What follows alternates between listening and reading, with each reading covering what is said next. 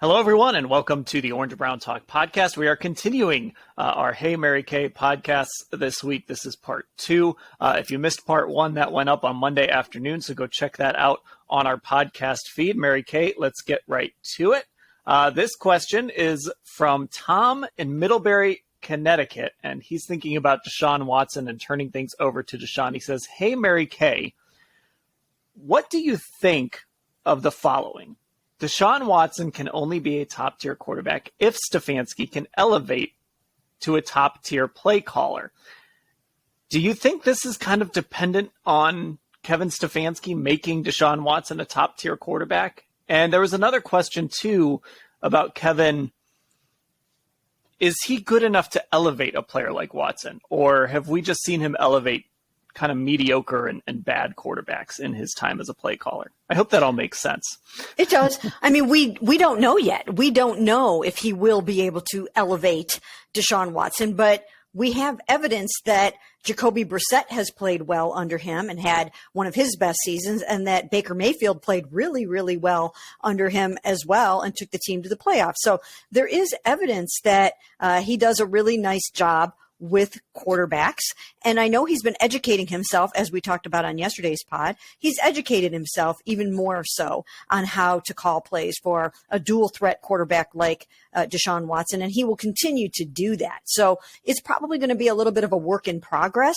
But I do think that that those two guys are going to be tied very closely together, and that their success will depend on them working really, really well together and communicating a lot, and understanding that it's going to be a little bit of a work in progress. What works in game 1 and 2, you might have to build on that in game 3 and 4. You might have to, throw some things out the window in week 5 and pull some new things in. So, it's not like it's going to be Andy Reid and Patrick Mahomes working together in the first 5 games of the season.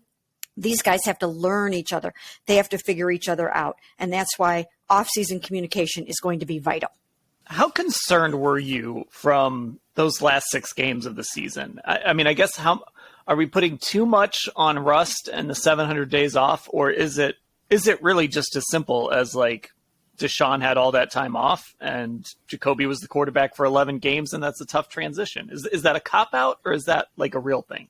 I think it's a real thing. I think 700 days off, an 11-game suspension, Jacoby Brissette handling the offense for 11 games and getting his timing down and getting all of those guys acclimated to him and how the ball comes in and how where the guy likes a ball placed on the fade route. All of those nuances that go on between a quarterback and his pass catchers, they had all of that with Jacoby. So that's why in some cases, I think, you did see some of those dropped passes, right? He had 3 dropped passes in one football game alone. And, I think the thinking is that some of those things will not be going on quite like that next season. They will have the whole offseason to work together, and then they will be together throughout all of training camp and throughout the season. They will be able to make those adjustments. You'll be able to see who has the hot hand with Deshaun Watson.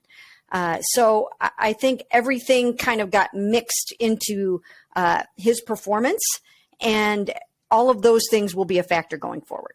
Hey, Mary Kay, as the Browns turn to a Watson-focused offense, should we be worried that Nick Chubb will not get the opportunities he usually does? I don't think so. I don't think that's really that much to worry about, because even when you hear Deshaun Watson talk about the offense, he talks about Nick Chubb and how vital it is to have that running game and that option. And I think that you can see that Nick Chubb was starting to be more involved in the passing game late in the season. And he's going to have to be. He's going to have to be really good at that. That's going to be a vital part of the offense. Him catching passes out of the backfield, him blocking, because you don't want to have it be where, when Nick's in the game, that's good. He would only be running the ball. And when you have a third down back in the game, he's going to be the one that catches the ball. You want to create a lot of ambiguity there, and you want everybody to be able to do everything. So I think that there will still be plenty of focus on the run. And Nick doesn't get much more than an average of about 18 carries a game anyways. So I can still see something like that happening. And again, the weather here is different than what he played in Houston. So, you need to be running the ball at certain times here in the AFC North. So I think Nick will have plenty to do.